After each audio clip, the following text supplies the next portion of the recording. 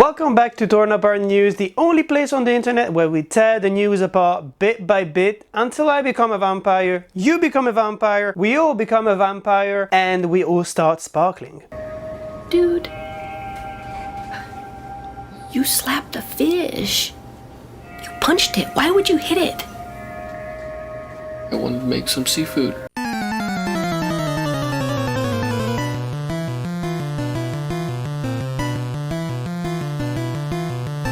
No! God, please, no! No!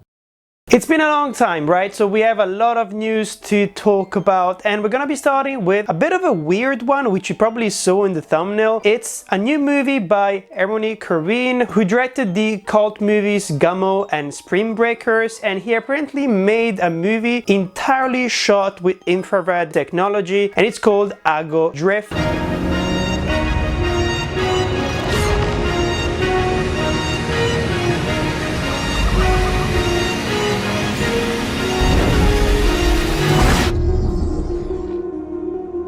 We have a trailer for it, of course. We have a bit of a plot synopsis as well. The director said it himself, the movie is not really about sending a specific message, it's all about a vibe, and even the story itself, it's quite simplistic. The plot follows an assassin on a mission to kill a demonic crime lord, and I found an interview where Korine was talking about his intentions, and he basically said that he was really excited and he'd never made anything quite like it. He was not really trying to make a movie, and he didn't really know if it would be a scandal, but definitely an interesting statement. Are you intrigued by these kind of movies? Personally, I am, because these are the movies that are challenging the current ways of making films, so I'm definitely gonna be checking it out. The second piece of news has to do with Guy Ritchie, and it has to be split in two because I have two things to tell you. First of all, The Gentleman is coming out, and I'm not talking about the movie that came out a couple of years ago, I'm talking about a spin-off series called The Gentleman as well. Of course, we have a teaser trailer for it. I'm not really that interested in it, but I know that a lot of people are, especially when it comes to Guy Ritchie fans. So here it is. And it's gonna be starring Theo Jameson. It is set to be released in March 24, and it will be 8 episodes on Netflix. And I was saying that this could be confusing, right? Because he has another movie coming out in April as well, whose title is almost unpronounceable, so I have to read it out loud. It's called The Ministry of Ungentlemanly Warfare. Wow, that's a bit hard to say. I don't know why he didn't simplify it a little bit. So yeah, there is still the word gentleman in it, so I was like, people are gonna be confused. Let's separate the two so that you know what those two projects are.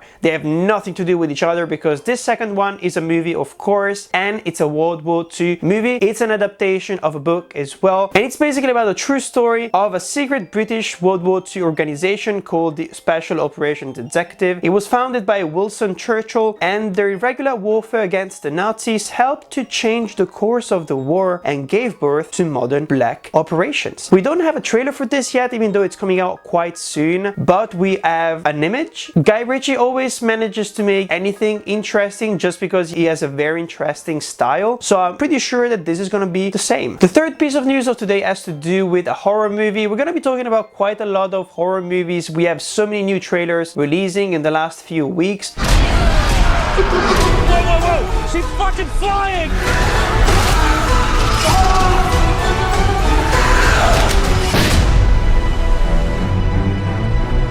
It's called Abigail, and it's coming out on April 19th. It's directed by a group of people that maybe you know because they've worked on the 2 most recent Scream movies, but also the cult classic Ready or Not. I'm talking about Matt Bettinelli-Olpin and Tyler Gillett, aka Radio Silence. This movie looks like it's gonna be yet another cult classic because it's revisiting vampire lore. It's very action-based, of course, and there are so many things happening in this trailer that it almost looks like a ton of spoilers. There are so many good actors in it as well, especially Dan Stevens. I love Dan Stevens, and I'm happy to see it on my screen once again. But if you'd like to know more, here is the synopsis. And it basically focuses on a group of kidnappers who capture and must watch over the daughter of the most powerful underworld figure for the 50 million ransom, until they get more than what they bargained for when Abigail reveals her true nature as a vampire child, hunting them down one by 1. Quite exciting. Honestly, I'm really looking forward to this. And the next piece of news has to do with public domain stuff once again. And we are talking about a production company that worked on one of your favorite films from last year, Winnie the Pooh, Blood and Honey. Wow, am I right? They are working on a couple of other projects and I thought I would mention it just because they sound incredibly ridiculous. The one I wanted to talk about specifically, it's called Pinocchio Unstrung, and we have a weird image for it as well. But apparently these people are also working not only on a sequel to the movie I mentioned before, but also on something called Bambi the Reckoning and Peter Pan's Neverland Nightmare. The second one seems interesting, but a horror movie starring Bambi, I really don't see the point of it unless maybe it's stop motion. If it was stop motion, it would be incredibly creepy and maybe interesting. If we go back to Pinocchio, the production is supposed to start this summer and the movie is supposed to come out by the end of 2024. So you already know where I'm going. It's not gonna be that good if it has literally just like not even 6 months of production, post-production and stuff like that. Honestly, these kind of movies are just supposed to be cash grabs in my opinion. They're never gonna be interesting, especially if they don't make it with quite a lot of care. Let's jump into the next piece of news, and it comes with a controversy as well. It's a remake of a movie called Roadhouse and it's directed by Doug Liman and it's coming out on March 21st on Amazon Prime Video and it's starring Jake Gyllenhaal. People seem a little aggressive around here.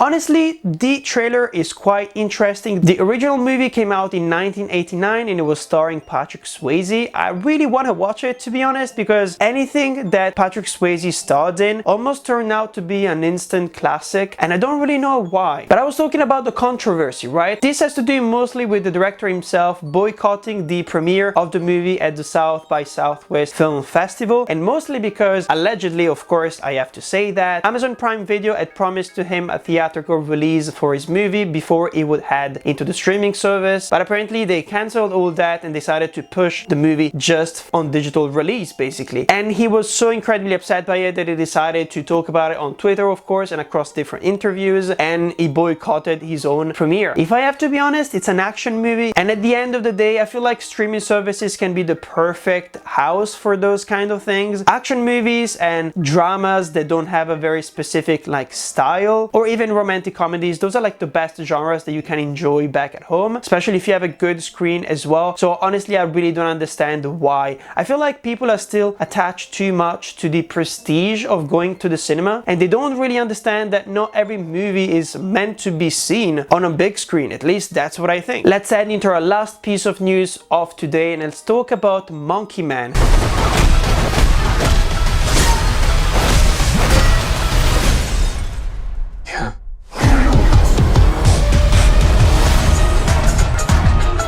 Which is a weird title for a movie like this. It's yet another action movie, but this is a movie that actually I would like to see at the cinema. It reminds me a bit of John Wick. It is starring and it's directed and it's produced by Dev Patel and it's also produced by Jordan Peele. There's an interesting story behind this movie. Apparently Dev Patel has been wanting to make a martial arts movie for quite some time and no one wants to cast him. Apparently he's been working on his martial arts skills for quite some time and Jordan Peele saw the movie, saw its potential and basically decided to give it a theatrical release before maybe it eventually gets to streaming, especially internationally. But when it comes to the US, it's actually gonna come out at the cinema. It looks honestly quite cool and I'm really happy for Dev Patel. Also, the trailer has one of my favorite songs ever. It's such a banger. I'll try to put it here. It might not work just because of copyright reasons, but I hope that I can showcase it a little bit. And it's basically about an unlikely hero who emerges from prison to take on a world enmeshed in corporate greed and eroding spiritual values. He seeks revenge from those who took everything from him many years ago. Plot-wise, it doesn't seem that interesting, but look at the style, look at Dev Patel. He seems so committed to this role. Let's give him a chance. Of course, I forgot to tell you, but it's coming out April 5th. Now let's head into our bonus news. This is where we rapid fire as many news about TV and films as fast as possible so that you can go back to your lives. Finally! Let's start by talking about The Last of Us, and this is casting news. Probably you already heard about this, but in case you haven't, we have some news about who's gonna be playing Abby, who is gonna be Caitlin Dever. We also know who's gonna be playing Jesse. It's gonna be Young Mazzino from the series that came out last year, Beef. And then we have Isabella Merst, who's gonna be playing Dina. Part that interests me the most, it's Caitlin Dever, and this has mostly to do because she's an incredible actress, very interesting casting choice as well, and she proved that she can be really good in action roles in a movie that came out last year called No One Will Save You. And then we finally have a trailer and an official poster for The Walking Dead We Are the Ones Who Live, which is the series about Rick and Michonne finally reuniting. It's coming out on February 25th and it seems quite interesting. Honestly, this trailer and the second one that came out a couple of weeks later, they hyped me up quite a lot. We've got a trailer and poster for a weird movie called Ricky's Stanicky, which seems to be a callback to all those R-rated movies, especially produced by Judd Apatow, that used to come out a couple of years ago. And it's basically just about a group of friends hiring a fake best friend who is played by John Cena, and it's gonna come out March 7th. A lot of people were kind of like weirded out by the fact that it's not getting a theatrical release, but as I said before, these kind of comedies, streaming services are really perfect for them because they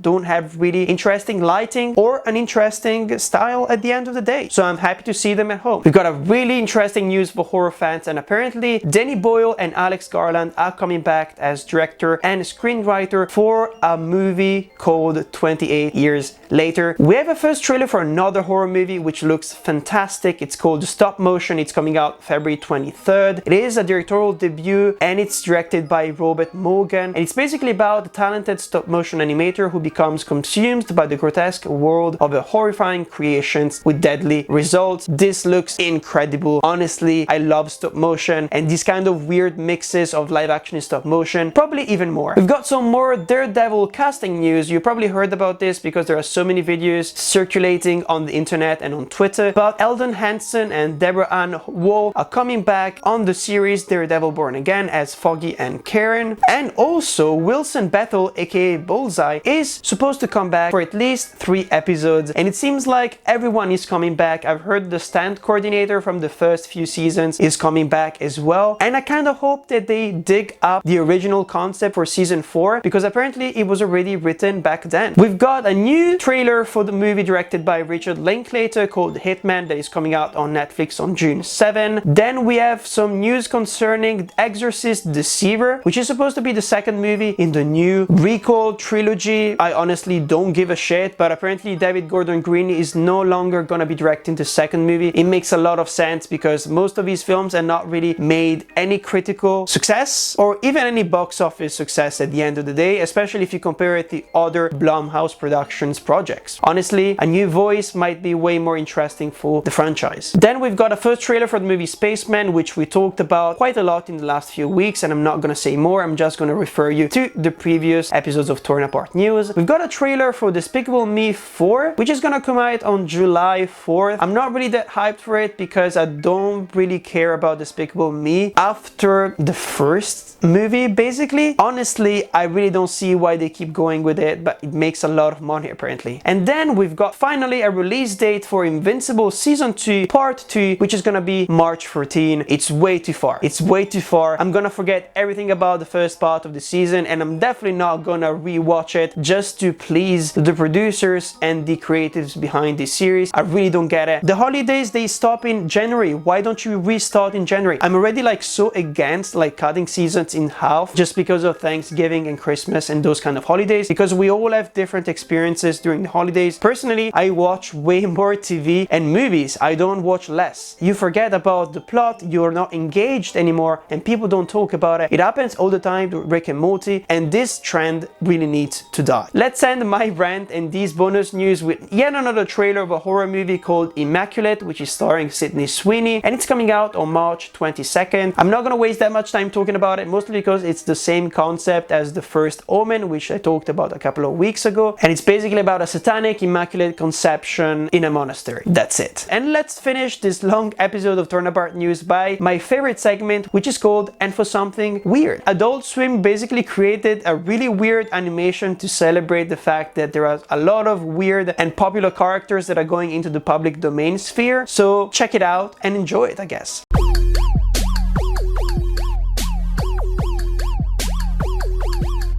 But thank you for being here, and I'm really happy to be back because I love talking about the movie news. And if you love it as well, I would suggest that you subscribe and also that you come back next Monday for a new episode of Torn Apart News. I'm Patrick, and guess what? This is Torn Apart News. Back in the 90s, I was in a very famous TV show. Da da da da da da da da da. Da da da da da da da da da da da da da da da da.